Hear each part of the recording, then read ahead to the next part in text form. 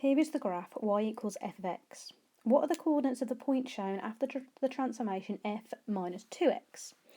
So, I'm going to refer to what happens when we stick a negative into a function first. So if we had negative f of x, now f of x is just another way of saying y, so it would be negative y. This would mean all the y parts of the coordinates are going to become negative.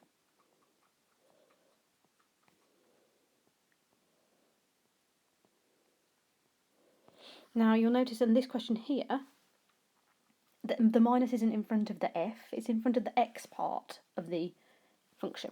So it's f, I'm just going to ignore the 2 for now, f of minus x. Now when that's the case, it's minus x that we're concerned about, so it's the x parts of the coordinates that become negative.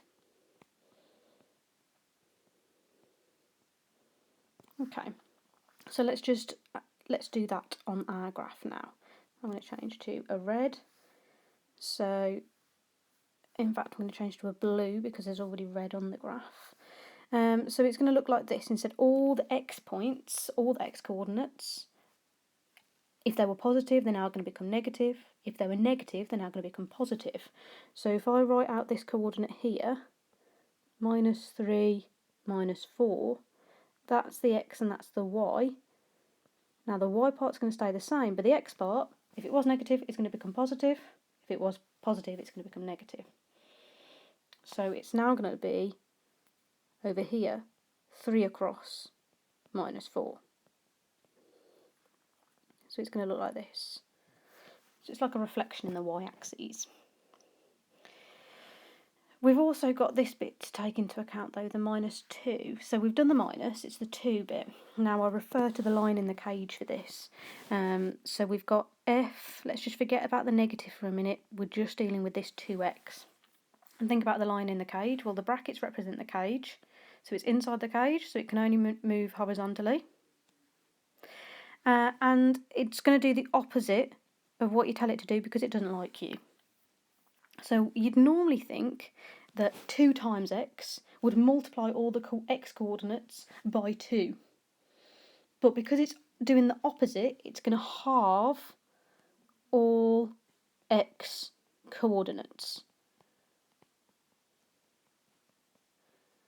So whatever x was, it's halving it. So again, let's go back to our coordinate that we've got earlier, which was 3 minus 4. Now my x coordinate is going to be halved. It was 3, it's now going to be 1.5, and it's still going to be minus 4. So if I draw it on the graph, it looks something like this, where that turning point there is 1.5 minus 4. So my whole answer, what are the coordinates of the point? 1.5 minus 4.